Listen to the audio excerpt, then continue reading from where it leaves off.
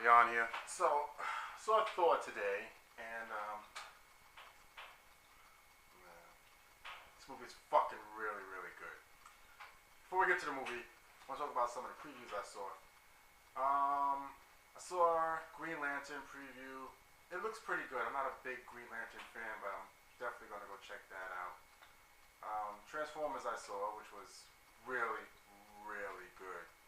It looks better than the first two combined, so I can't wait to see Optimus Prime gets down. You thought he got down in the last one? He kicks ass in this one. Just from the preview alone, you can see my man is bad. What else did I see? What the previews were there? There was Captain America. Definitely got to check that out. I think they finally got it right. Some of you might know that there's been like 4 Captain America movies, 2 TV movies, 1 black and white one, which I guess isn't really a movie since it was cut up in pieces, little shorts. And then there was the one in the 90s, which sucked ass. I mean, really sucked ass. But I think this time they got it right. They got the guy from who played the Human Torch in the Fantastic Four for this, so. And he buffed up big time. Thought he was kind of big in Fantastic Four. He put on lots and lots of muscle for this role, so it looks really good. The one I was really excited about was Conan. Now, before anybody says anything, I like Arnold. I really do. But if anyone out there who knows about Conan, if you're a big Conan fan, you read the books, you looked at the comic, Arnold really didn't look like Conan. He really didn't look like. The guy that got now, I don't know his name. I didn't look anything up, so I really don't know. But I just know from the preview. This guy looks like Conan. If you saw him down the street, boom, instantly, Conan, right there. It's instant casting. I mean, he really looks like Conan. So, the only thing I'm worried about is the rating. I don't know what the rating is for this movie. If it's not rated R, it's gonna suck. Because you can't make a Conan movie that's not rated R. You just can't. It's like making The Punisher that's rated PG-13. No, you don't do that. So once I find out the rating, I'll decide if I'm going to see. If it's rated PG-13 or lower, fuck it. If it's not rated R, period. I don't even care if it's NC-17. If it's not rated R, I'm not seeing it. So there was a couple of other previews that I don't remember. I think I walked in on Priest because I got there late. I walked in on Priest and I didn't see that. I'm not sure if I'm going to see that one or not. And there was something else, the Colombiana or something. I don't know. It looked good, but it looked like The Professional only with a girl. I didn't like The Professional that much either. But I gotta see more preview. I gotta see that preview again and decide if I'm gonna go see it. So, Thor. It was good.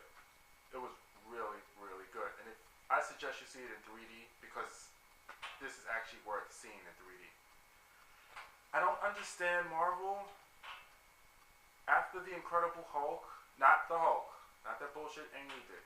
After the Incredible Hulk, Marvel should have just stopped selling the rights to movies. They sold the rights to Spider-Man back to Sony. I know they got a shitload of money for it, but after the Incredible Hulk, they should have had faith in their studio because they established, when it comes to doing their shit, they established themselves as an official movie studio because they do it right.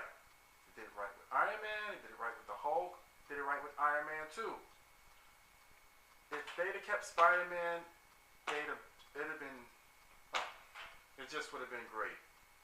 But they didn't have the faith and they just sold it for a shitload of money. I think they sold a couple of other rights too that's going to come out. I think Ghost Rider they resold again. I know there's supposed to be another Ghost Rider coming out.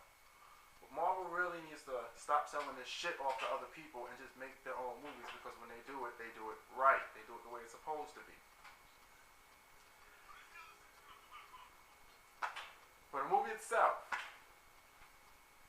really good. If you're going to see this movie, turn off the video now. Stop watching right now. I'm gonna give a couple of spoilers away. Um, Final synopsis. It's better than Iron Man 2, but not as good as Iron Man 1. I like Iron Man 1 a lot better. Even though I don't like Iron Man, but just something about the character of Tony Stark is just really, really entertaining. So, it wasn't Iron Man 1 was better. Thor falls in the Hulk range. Better than Iron Man 2, not as good as Iron Man 1, but still really good. That's my final synopsis. Go check it out. See it in 3D. It's worth the money. To get into the movie itself, I'm going to give you people a couple of seconds. Turn off video. Alright. Thor. The casting was on point. It was... I think the only character that I thought might have been a bit of a miscast was Anthony Hopkins as Odin. I don't know who they could have gotten. I can't think of offhand who they could have got. Liam Neeson. That would have been a good choice offhand. Just Liam Neeson up there. But yeah, that was the only casting that I think was a little bit of a miscast. I would have preferred to see Liam Neeson in that role, or maybe somebody else. Not even Liam Neeson, somebody else. It's just, I don't know, something about Anthony Hopkins. He didn't look like Odin. They tried their best to make him look like Odin, but every time you look at him, you just saw Anthony Hopkins. You know, it's just, I don't know. It's just something about that one casting. But the rest of the casting was on point, all of it. Even the guy who played Loki, I don't know who this guy is, but he was a great Loki. I mean, even the facial expressions was like, wow. Like, you could tell when he was lying, but at the same time, it looked like he was telling the truth, which is a very important trait for a character like Loki, because he's the god of mischief. He's the king of lies. So it was, the casting was spot on. The main guy, I can't remember his name. He was Kirk's father in Star Trek. Awesome Thor, awesome, and he beefed up for this role big time. I was like, whoa, who the hell is this guy? I mean, he looked like another Schwarzenegger. So casting was just spot on. There's no Donald Blake. There's no Donald. I'm sorry for all those who knows Thor. There's no Donald Blake in this. Sorry, old school fans. But it worked. The reason it worked is because anybody who knows Thor and read the Thor comics, you know that Donald Blake and Thor are two different personalities. It's the story, you know, the original story in the comics is Thor wasn't actually sent to Earth but trapped in his hammer. Donald Blake found the hammer. Whenever he needed Thor, he would use the hammer to turn it to Thor. And then later on, they split the two, and Donald Blake got his own hammer. So they're two different people. Two different people who occupy the same body. But there's no Donald Blake in this, and this worked well because the fact that they're two different people, you would have to do character development for both characters. You have to do a character development for Donald Blake and a character development for Thor, and then you have to make sure you separate the two personalities so people understand that they're two different people, and that takes a lot more time. And doing that would have taken a lot away from the movie. It would have taken a lot away from the movie. I think that was like one of the major problems with the Ang Lee Hulk. It was like the character development for both. Even though the Hulk didn't have that much character development, even the little that he had was too much. Like when he was standing in the wood, or standing in the desert looking at the flowers. I don't want to get on and start rambling on that. But yeah, so it worked. It worked not having Donald Blake in the movie. What else? The action scenes are great. great action scenes. Just enough. Not too many action, not too much action scenes, not too little action scenes. It was a good balance. The other slight problem, and this just might have been for me, was it was just like a tiny bit too long. Again, one of the things Marvel likes to do, and they don't have to do, is they try to make a 2-hour movie. You don't have to make a 2-hour movie. It can be an hour 45 minutes, hour 50 minutes. It doesn't have to actually hit that 2-hour mark. And for me, I felt there was like, it wasn't time wasted, but it was one of those things where you know something's happening, they show you a scene where something's happening, and then they go to something else, and you like really just want to go back to the conclusion of the scene before. You know, like